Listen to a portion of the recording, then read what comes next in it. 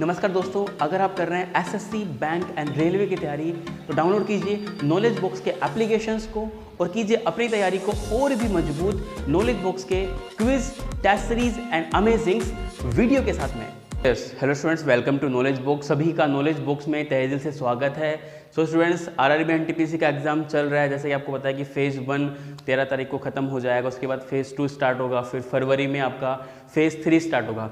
तो मैं आज आपको कराने वाला हूं कि इस रीजनिंग के ऐसे एक्सपेक्टेड और इम्पोर्टेंट क्वेश्चंस जिनको देख के हम थोड़ा कंफ्यूज हो सकते हैं। ठीक है, तो चलिए स्टार्ट करते हैं क्लास को। बस आपसे एक छोटी सी शिकायत है, मैं चाहता हूं कि हमारी फैमिली और बड़ी हो, तो प्लीज़ चैनल को सब्सक्राइब कर लेना।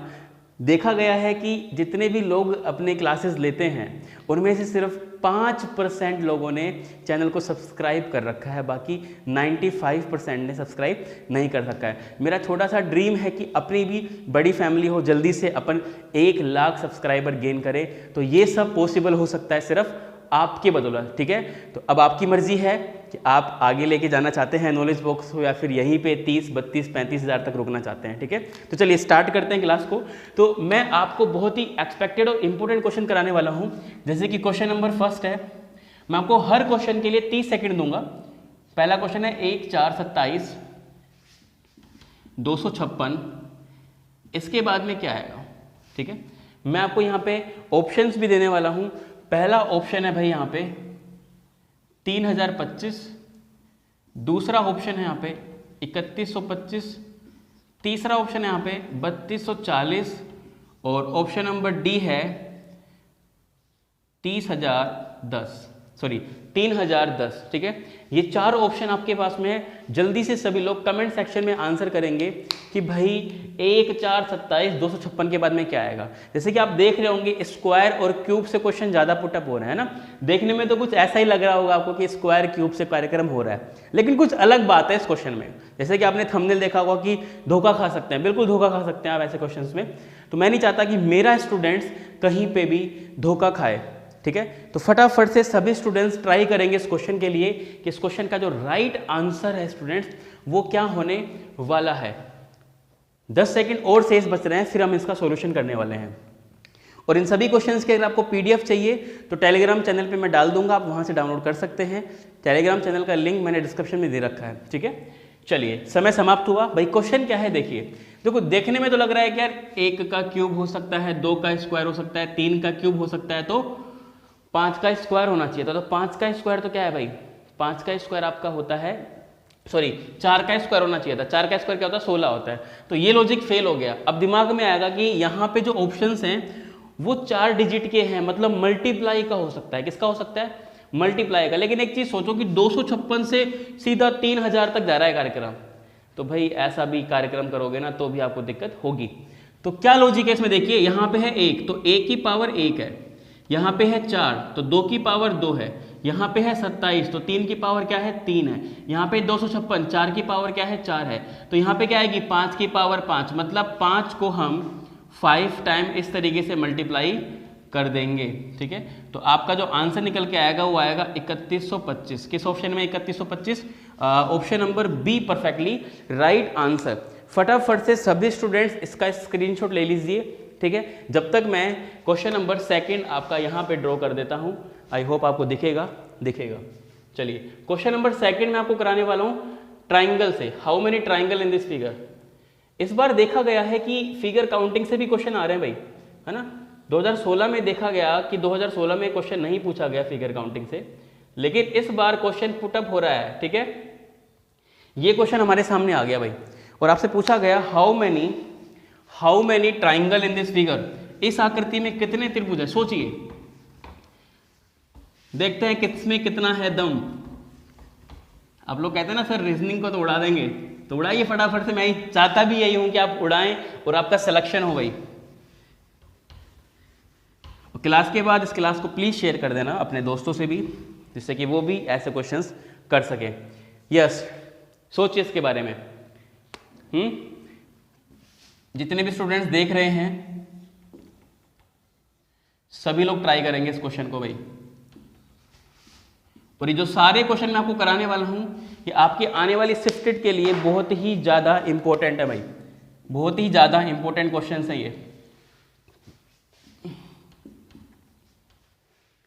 स्टाफ की कमी होने के कारण मोस्टली सारा काम मेरे को ही देखना पड़ता है, तो इसलिए क्वेश्चन मैं ही लिखता हूँ, ठीक है। तो चलिए अपन क्वेश्चन नंबर 2 करते हैं। अरे भाई ऐसा क्वेश्चन आए ना तो बस देखते ही आंसर करना है। मैंने देखा, अच्छा ये आंसर 64 ट्राइंगल। कितने ट्राइंगल? 64। कैसे भाई साहब? अगर ऐसा ट्राइंगल आए तो आप गिनती लिखिए, 1 2 3 4, लिख देंगे 3 4, और ऊपर गिनती लिखिए 1 2 3 4। अगर इधर भी 4 है इधर भी 4 है, मतलब समान कॉलम मिले, तो हम हायर नंबर का, बड़ी संख्या का क्या कर देते हैं? क्यूब कर देते हैं। तो 4 का क्यूब क्या होता है? 64। एक झटके में आंसर निकाल दिया इसका आपने। यस या नो? चलिए एक चीज क्लियर है स्टूडेंट्स कि यहां पर जो भी नंबर होगा वो ना तो 1 का अपोजिट होगा और ना ही 2 का अपोजिट होगा। क्यों?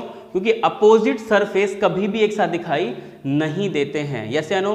क्यों नहीं देते हैं? अरे मान लीजिए मेरा हाथ है, मेरे हाथ के 2 फलक है, 2 सरफेस है, या तो मैं आपको ये दिखा सकता हूं या फिर मैं आपको एक समय में ये दिखा सकता हूं। दोनों को एक साथ दिखाना पॉसिबल नहीं है। आप बोलोगे कि सर आप बीच में से काट दो, दोनों दिखा दो। नहीं, ऐसे बेवकूफ़ी नहीं करनी है। तो एक बात क्लियर हो गई है कि 1 और 2 का अपोजिट यहाँ पे नहीं आने वाला है। तो हम पता करते हैं कि पहले कौन किसका अपोजिट है। तो कॉन्सेप्ट मैंने आपको बताया था, अगर आपने डाइस पढ़ना है तो कंप्लीटली वीडियो अपलोडेड है, प्ले लिस्ट में जाएगी कंप्लीट रीजनिंग के नाम से। तो हम क्या करते हैं? कॉमन नंबर पकड़ते हैं, ऐसे आनो, और क्लॉकवाइज घूम जाते हैं। कैसे मूव करते हैं हम? क्लॉकवाइज। 5 4 3 क्या लिखेंगे? 5 4 3। 5 2 1 क्या लिखेंगे? 5 2 1। क्लियर है क्या?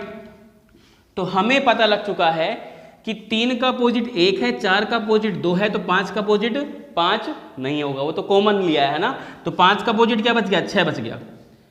तो भाई एक बात अपन ने यहां देख ली कि 1 और 2 का अपोजिट नहीं आ सकता, तो 1 2 भी नहीं आ सकते और इनके अपोजिट भी नहीं आ सकते। तो क्या क्या आ सकता है वहां पे? या तो 5 आएगा या 6 आएगा। तो साइड में लिख लो 5 या 6। क्लियर है क्या? अगर ऑप्शन में 5 और 6 में से अगर एक ही चीज है तो हम आंसर दे देंगे, लेकिन अगर मान लो 5 और 6 दोनों आ गए तो क्या करेंगे सर? तो देखिए स्टूडेंट्स, हम क्या करेंगे, हम इन दोनों डाइस को कंपेयर कर लेंगे। कैसे कंपेयर करेंगे? देखो यहाँ पे 2 है तो पहले भी यहाँ 2 था, अब भी यहाँ 2 है। कैसे है नो? पहले दाएं तरफ 1 था लेकिन अब कहाँ आ गया? फ्रंट में आ गया। मुझे एक चीज बताइए, ये मेरा हाथ है, मेरे हाथ के इस साइड मान लीजिए लिखा हुआ है 1, और मुझे आपको दिखाना हो तो मुझे ऐसे घड़ी की दिशा में क्लॉकवाइज इसको घुमाना पड़ेगा 90 डिग्री। ऐसे आनो। तो इसका मतलब ये हुआ कि इस डाइस को, मैं इधर आ जाता हूं थोड़ा सा समझाने के लिए, हमने इस डाइस को इस तरीके से घुमा दिया। तो इस तरीके से घुमाया तो जो 1 है वो ऐसे घूम के फ्रंट में आ गया और 2 अपनी की जगह रहा। 2 में कोई चेंज नहीं होगा। देखो ऊपर वाली चेंज में कोई परिवर्तन नहीं होगा, तो ऐसे कैसे रहेगी? क्लियर है क्या? तो 1 घूम के इधर आ गया, तो जब हमने 1 को इधर लेके आ गए तो जो फ्रंट वाली चीज थी वो किधर जाएगी सर? तो एक चीज देखिए, हम ऐसे थे, 1 यहाँ था, 5 यहाँ था, जब हम इसको घुमा रहे हैं तो देखो 5 कहाँ जा रहा है? देखो 5 इधर जा रहा है बाईं तरफ, 5 इधर छिप गया, मतलब 5 कहाँ छिप गया? इधर छिप गया। तो 5 अगर इधर छिपा हुआ है तो यहाँ कौन होगा? यहाँ पे 5 का क्या होगा? अपोजिट होगा। तो 5 का अपोजिट क्या है? यहाँ पे 6 है, तो यहाँ पे क्या आने वाला है? यहाँ पे क्या आएगा? 6 परफेक्टली राइट आंसर। चलिए स्क्रीनशॉट लीजिए जल्दी से इसका। अगला क्वेश्चन है भाई कोडिंग डिकोडिंग से। मंडे को लिखा गया NLMWZB। मैं देख लेता हूं एक बार कैमरे में आपको सही दिख रहा है कि नहीं दिख रहा है। MONDAY, हाँ क्लियर दिख रहा है, ठीक है। MONDAY, मंडे को लिखा गया NLMWZB, और आपसे पूछा गया RRB एग्जाम को हम कैसे लिखेंगे? सो स्टूडेंट्स, बहुत ही मजेदार लॉजिक है ये। कौन सा लॉजिक है? देखिए, M का अपोजिट होता है N। अपोजिट क्या होते हैं? अरे मैंने जब आपको पढ़ाया था अल्फाबेट तो बताया था कि अंग्रेजी वर्णमाला में बाएं से पहला अक्षर, अंग्रेजी वर्णमाला में दाएं से पहला अक्षर, ये दोनों अपोजिट होते हैं। अल्फाबेट्स में लेफ्ट हैंड साइड से first letter and alphabet test में राइट हैंड साइड से फर्स्ट लेटर, ये क्या होते हैं? अपोजिट होते हैं। इसी तरीके से बाएं से दूसरा अक्षर, दाएं से दूसरा अक्षर, ये भी क्या होते हैं? आपस में अपोजिट होते हैं। उसी तरीके से M का अपोजिट निकलता है N, O का निकलता है L, M का होता है M, D का W, A का Z, B का Y। यस या नो? तो ये जो लॉजिक है, ये लॉजिक है अपोजिट का, अपोजिट अल्फाबेट का। इसको भी लेटर्स और अपोजिट अल्फाबेट्स की ट्रिक्स देखनी है तो वीडियो अपलोडेड आप देख सकते हैं। तो आर का अपोजिट क्या होता है? आई, दूसरे आर का I, B Y, E V, X का C, A Z, M N. तो ये परफेक्टली इसका क्या होगा? राइट आंसर होगा। जिसका भी ये आंसर है परफेक्टली राइट है, कॉन्ग्रेचुलेशन। ठीक है, चलिए अब मैं इसको हटाता हूं यहां से और फिर मैं अगला क्वेश्चन आपके लिए तैयार करता हूं। तब तक आप उसका स्क्रीनशॉट लीजिए। इंक जम जाती है सर्दी में, कोई नहीं, थोड़ी सी ताकत लगा लेते हैं, बस इतनी ताकत ना लगे कि बोर्ड गिर जाए, है ना।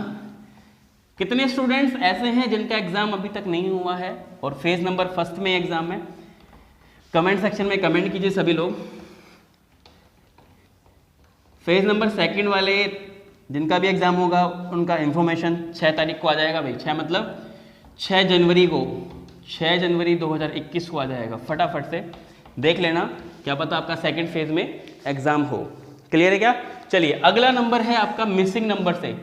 भाई साहब मस्त टॉपिक है, हर किसी को परेशान कर रखा है इसने। कोई बात नहीं, देखो परेशानी कब होती है? परेशानी तब होती है जब हम प्रैक्टिस नहीं करते हैं, है ना। जितनी ज़्यादा आप प्रैक्टिस करेंगे उतने ही क्या होंगे? आप स्ट्रॉन्ग होंगे स्टूडेंट्स। और जितनी ज़्यादा आप कम प्रैक्टिस करेंगे उतने ही ज़्यादा आप क्या होंगे? वीक हो जाएंगे। यहाँ पे लिखा गया 96 और 435, यहाँ पे लिखा गया 86, ऐसा ही है ना 86, हाँ, और 634 है ना, हाँ यही है। 634 को हम क्या लिखेंगे? आपके पास में 30 सेकेंड, ट्राई कीजिए सभी स्टूडेंट्स। इस क्वेश्चन का आंसर क्या होगा भाई? इस क्वेश्चन का आंसर क्या होने वाला है?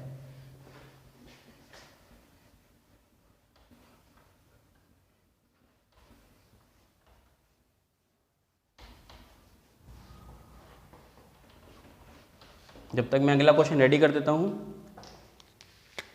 ट्राई कीजिए सभी स्टूडेंट्स। चलिए मैं आपको 1 मिनट दे रहा हूं इस क्वेश्चन के लिए।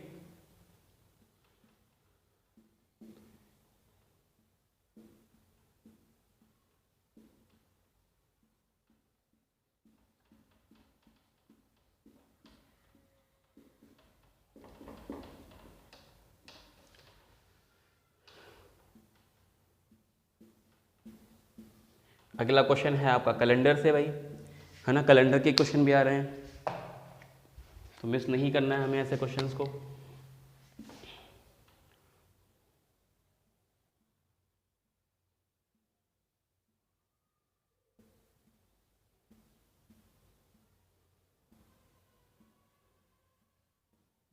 चलिए समय हुआ समाप्त।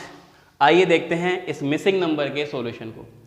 भाई एक चीज हमें दिख रही है, 1 4 2 96, 4 3 5 86, 6 3 4, उसके बाद क्या आएगा? यस या नो? सो स्टूडेंट एक बात हमें यहाँ पता लग गई कि जो प्रोसेस है वो हमें लेफ्ट टू राइट करना है, लेफ्ट टू राइट करना है, लेफ्ट टू राइट करना है। क्लियर है क्या? अब एक चीज सोचो आप, कैसे कैसे कर सकते हैं? इन सबको मल्टीप्लाई करके नहीं आएगा, इन सबको जोड़ के नहीं आएगा, इसका स्क्वायर करके इन दोनों को मल्टीप्लाई करके नहीं आएगा। मतलब मल्टीप्लाई करने के भी नहीं आ रहा है, जोड़ने पे भी नहीं आ रहा है, तो किसके पास जाएंगे? स्क्वायर और क्यूब के पास में जाएंगे। जब छोटी संख्या को बड़ी करना हो तो 2 ही प्रोसेस हैं, मल्टीप्लाई या स्क्वायर या क्यूब। तो इसमें लगा क्या लॉजिक? 1 और 2, 1 का स्क्वायर प्लस 2 का स्क्वायर, 1 का स्क्वायर प्लस 2 का स्क्वायर प्लस 4 का क्यूब। सोल्व कीजिए एक बार। 1 का स्क्वायर 1, 2 का स्क्वायर 4 और 4 का क्यूब 64। इन सबको जब आप जोड़ रहे होंगे तो यहां से आएगा आपके पास में 69। क्या 69 है? नहीं, लेकिन माय डियर स्टूडेंट्स इस 69 को क्या कर दिया गया है? उल्टा 96। इस तरीके से आप धोखा खा सकते हैं। क्लियर है क्या? सेकंड देखिए, 4 का स्क्वायर 5 का स्क्वायर, 4 का स्क्वायर 25, उसके बाद में 3 का क्यूब, तो क्या आएगा? 4 का स्क्वायर 16 प्लस 25 प्लस 27। इनको जोड़िए, देखो यहाँ से 52 68 और सॉरी यहाँ से आएगा 68 है ना, 25 दूनी 50, 2 52 58 68 आएगा। तो 68 का उल्टा क्या होगा? 86 होगा। क्या होगा इसका उल्टा? इसका उल्टा 86। अब क्या करें? 4 का क्यूब सॉरी 4 का स्क्वायर 36 और बीच वाले का क्या करना था? बीच वाले का तो करना था क्यूब, इसका स्क्वायर करना था और इसका क्यूब कर देंगे और इन सबको हम क्या कर देंगे, ऐड कर देंगे। तो ऐड कीजिए, इसको ऐड करने पे आ रहा है हमारे पास में भाई 6 7 12 और सॉरी 13 और यहाँ से 18 19, तो क्या गया 9, 1 2 4 और 3 7, 79 आ गया। लेकिन इसका उल्टा लिखना है तो क्या आएगा 97 परफेक्टली राइट आंसर होगा भाई इस क्वेश्चन का। जिसका भी 97 आ रहा है परफेक्टली राइट है। चलिए अगला क्वेश्चन हमने लिया कैलेंडर से, जब तक आप इसका स्क्रीनशॉट लीजिए। अगला क्वेश्चन हमारा 2025 के समान कैलेंडर क्या होगा। अब बस समान क्या होता है, सेम कैलेंडर मतलब इक्वल, ऐसे के ऐसे, मतलब 2025 में अगर 10 अगस्त को सोमवार है तो उसमें भी 10 अगस्त को सोमवार होगा। अगर 2025 में 18 मार्च को अगर बुधवार है तो उसमें भी क्या होगा, बुधवार होगा। It's called same calendar. Yes या नो। चलिए पहले मैं आपको बताता हूं इसका लेंथी मेथड, उसके बाद देखेंगे शॉर्टकट। 2025 के मुझे इक्वल देखना है तो ऑड डेज नहीं होनी चाहिए। क्या होनी चाहिए, क्या नहीं होनी चाहिए, ऑड डेज नहीं होनी चाहिए।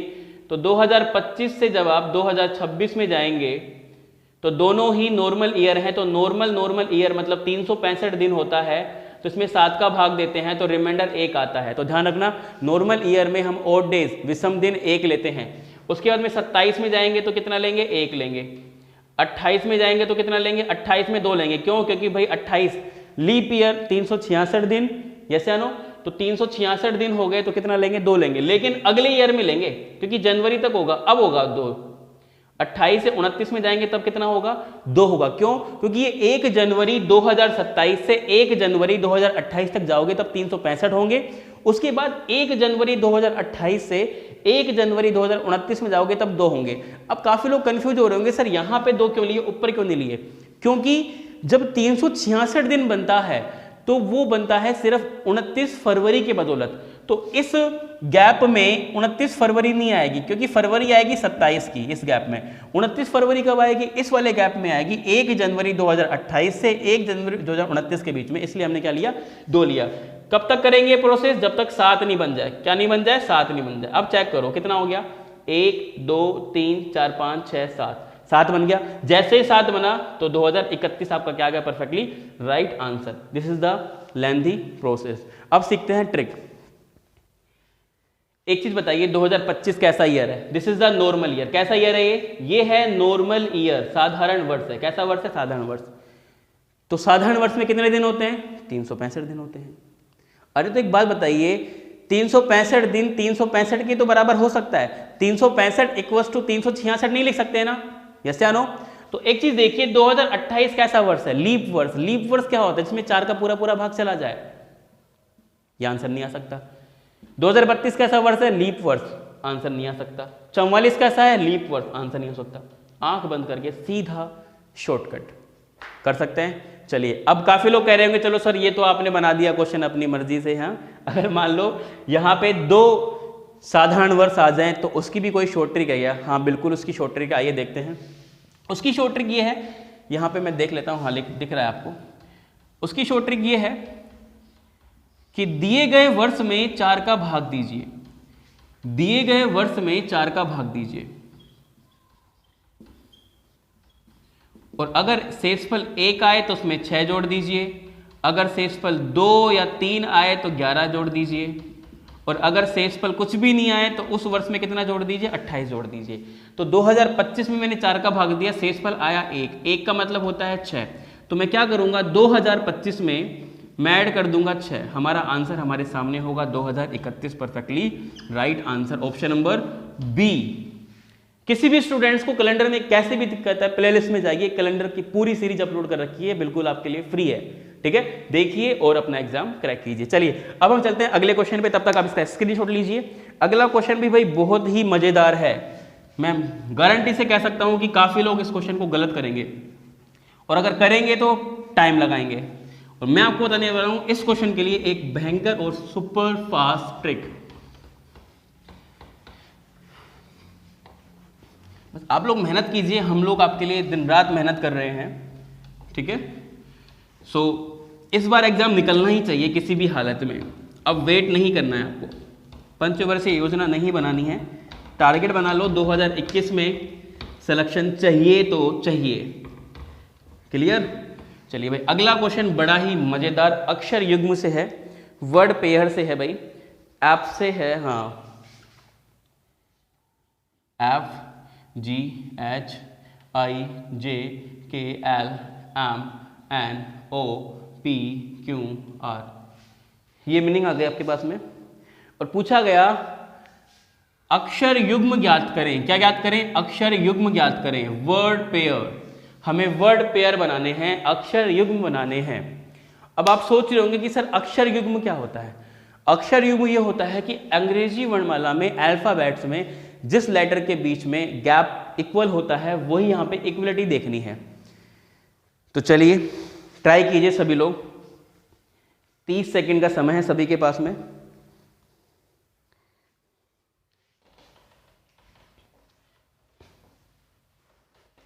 थर्टी सेकंड का टाइम है भाई सभी के पास में, ट्राई कीजिए क्या बोलने वाले हैं।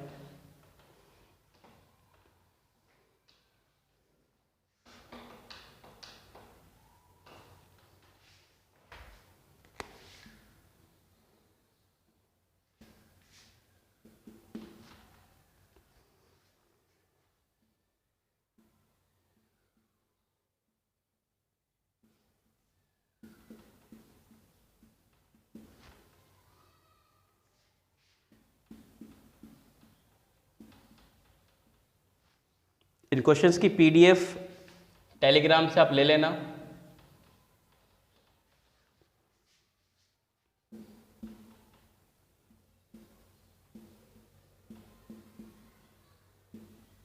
अगला क्वेश्चन मैं कोडिंग डिकोडिंग से लिए आपके लिए तैयार कर रहा हूं यहाँ पे। हाँ चलिए भाई समय हुआ समाप्त, तो देखते हैं इसका आंसर क्या होगा। स्टूडेंट्स हमें वर्ड पेयर निकालने हैं, अक्षर युग्म ज्ञात करने हैं। तो मैं क्या करूंगा, मैं यहां से स्टार्ट करूंगा ऐप से। अब ऐप के बाद में जो लेटर आएगा उसको बोलूंगा, अगर वो मुझे मिलेगा वो एक हमारा पेयर बनेगा। FG एक पेयर बन गया, FGH दूसरा पेयर बन गया, FGHI तीसरा पेयर बन गया, FGHIJ फिर FGHIJK। अरे बहुत सारे बनेंगे सर, ऐसे तो बहुत सारे बनेंगे, टाइम खत्म हो जाएगा। कोई बात नहीं, हटाओ इसको, इस मेथड को हटाओ जो टाइम दे रहा है, हटाओ इसको। क्या करो, गिनती आती है सभी को, बिल्कुल आती है, गिनो इनको 1 2 3 4 5 6 7 8 9 10 11 12 13। कितनी गिनती बनी, 13 गिनती बनी। क्लियर है क्या, कितनी गिनती बनी, 13 गिनती बनी। तो क्या करेंगे हम, 13 में से एक कम करेंगे, क्या आ गया 12, और 1 से लेकर 12 तक की संख्याओं को क्या कर देंगे, सीधा जोड़ देंगे। इसका भी सूत्र है, फॉर्मूला है, नेचुरल नंबर का addition, n into n plus 1 divide by 2 है कि नहीं है। n क्या होता है, 12 होता है, तो 12 into 12 plus 1/2 cancel out, 6 time 6 multiply by 13, तो कितना होगा यहाँ से 6 18 1 6 1 7 78 परफेक्टली राइट आंसर कर सकते हैं। तो 78 इस क्वेश्चन का आंसर होगा। अब काफी स्टूडेंट सोच रहे होंगे कि सर आपने ये कैसे किया, 13 माइनस 1 12। देखिए इसके पास बेसिक है, देखो कोई ट्रिक है ना तो वो बेसिक के पीछे छुपी होती है, ऐसा कोई मेथड नहीं है ट्रिक। बेसिक पे अगर आपने काम किया है तो वो ट्रिक बना के निकाल सकते हो। कैसे निकाली, देखो मैंने, भाई कितने लेटर थे, 13 लेटर थे। मुझे पता है कि इस ऐप से कितने बनेंगे, 1 2 3 4 5 6 7 8 9 10 11 12 बनेंगे। तो अगर इससे 12 बनेंगे तो इससे पक्का 11 बनेंगे, इससे 10 बनेंगे, इससे 9, इससे 8, इससे 7, इससे 6, इससे 5, इससे 4, इससे 3, इससे 2, इससे 1, इससे 0। रिवर्स कोई नहीं बनेगा। क्लियर है क्या। तो उस तरीके से हमने इन सबको क्या कर दिया, ऐड कर दिया। ऐड करके सिंपल आंसर आपके सामने है 78। कर सकते हैं, चलिए तो कर सकते हैं। तो अब हम चलते हैं भाई आगे अगले क्वेश्चन की ओर, जब तक आप इसका स्क्रीनशॉट लीजिए। अगला क्वेश्चन है कोडिंग डिकोडिंग से। भाई अगला क्वेश्चन आपका कोडिंग डिकोडिंग से है, सभी लोग तैयार हो जाइए। क्या बोलने वाले हैं, कोडिंग डिकोडिंग का क्वेश्चन है।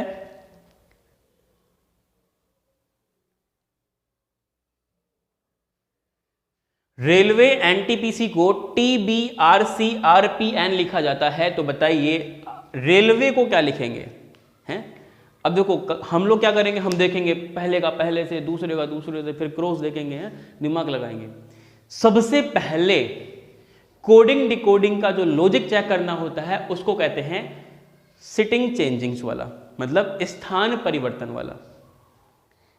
चेक कीजिए रेलवे एनटीपीसी क्या यहां पे मौजूद है? बिल्कुल मौजूद है। देखो RRB NTPC, ना कोई एक्स्ट्रा लेटर है, ना कोई छूटा, ना कोई कम है, सारे बराबर हैं।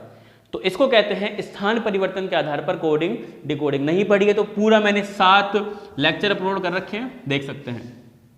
तो अब क्या करें सर, अब कैसे करें इस क्वेश्चन को? देखिए बड़ा सिंपल है, गिनती लिखिए 1 2 3 4 5 6 7। टी कितने नंबर पे है? 5 पे, तो लिखो 5। बी कितने पे है? 3 पे है, तो लिखो 3। आर सर आर 1 पे भी है, 2 पे भी है, भाई पहले आओ पहले पाओ, तो पहले कौन सा आया? 1 नंबर। सी कितने पे है? 7 पे है। अब दूसरा वाला आर कितने पे है? 2 पे है। पी कितने पे है? पी है आपका 6 पे। एन कितने पे है भाई? एन है 4 पे। क्लियर है क्या? इसका मतलब ये हुआ कि 5वां आ गया पहले पे, तीसरा आ गया दूसरे पे, जैसी करनी वैसी भरनी, जैसा इसने किया वैसा आप कर दीजिए। 5 नंबर वाला लीजिए, देखो 3 + 2 5 W, फिर 3 नंबर वाला लीजिए I, फिर लीजिए फर्स्ट नंबर R, फिर लीजिए 7 नंबर 3 3 6 7, 7 के बाद लीजिए 2 A, उसके बाद में लीजिए 6 नंबर 3 और 3 6, उसके बाद लीजिए भाई आप 4 नंबर, 4 पे क्या है? 3 और 1 4 L। तो ये आपका परफेक्टली क्या होगा? राइट आंसर होगा। ठीक है, चलिए अब बच रहा है आज का अंतिम क्वेश्चन, जिसमें सबको डर लगता है, कथन निष्कर्ष स्टेटमेंट कंक्लूजन वाला क्वेश्चन है। कंफ्यूज हो सकते हैं इस पैटर्न में आप, जो मैं आपको कराने वाला हूं। ठीक है, आज बोर्ड को धुलाई कराएंगे, आज इसमें बहुत इंग्लिश नंबर है सर्दी के कारण। चलिए फटाफट से देखते हैं स्टेटमेंट एंड कंक्लूजन। जितने भी मैंने आपको क्वेश्चन कराया ना, ऐसे ही इसी पैटर्न के इसी टॉपिक के क्वेश्चन आ रहे हैं आपके एग्जाम में भाई, समझ रहे हो? इसी टॉपिक से क्वेश्चन आ रहे हैं आपके एग्जाम में, तो आप इनको अच्छे से कर लीजिए, कहीं कोई दिक्कत का सामना आपको नहीं करना होगा। ठीक है, चलिए अगला क्वेश्चन है स्टेटमेंट एंड कंक्लूजन का, कथन और निष्कर्ष का क्वेश्चन है भाई, अंतिम क्वेश्चन है ये। तो देखते हैं इसको भाई क्या कहना चाह रहा है ये। मैंने बोला ऑल ARB, और दूसरा मैंने बोला सम BRC, और कंक्लूजन है भाई हमारा, फर्स्ट कंक्लूजन है सम DRA। हिंदी वाले एक बार मैं समझा दूंगा क्या क्या लिखा है मैंने, हिंदी वाले स्टूडेंट्स के लिए मैं अभी थोड़ा सा बता देता हूँ। नो ASD, बाकी इतनी बड़ी इंग्लिश नहीं लिख दी है जो समझ में नहीं आएगी आपको। देखो मैं समझाता हूँ। अरे ऑल मतलब सभी A है, कैसे आनो? सभी A B हैं। सब मतलब कुछ B C हैं, कुछ D A है, कोई A D नहीं है। बताइए क्या आंसर आएगा इसका फटाफट से, जब तक मैं आपके लिए एक HW होमवर्क देता हूँ छोटा सा। स्कूल में मिलता था ना होमवर्क, हाँ अगले दिन नहीं करके लाते थे तो क्या होती थी? पिटाई होती थी, सुटाई होती थी। हैं कैसे थी सुटाई? ऐसे ऐसे ऐसे हाथ करो, ऐसे अरे गुरुजी कर ले आऊंगा, काल कर ले आऊंगा, गुरुजी कर ले आऊंगा। फिर गुरुजी ऐसे अग नहीं करके लाएगा तो फिर जोर से मार दे, अरे गुरुजी कर ले आऊंगा। हाँ तो वही होमवर्क है, लेकिन मैं आपको पिटाई नहीं करूंगा क्योंकि आप हो गए बड़े हैं।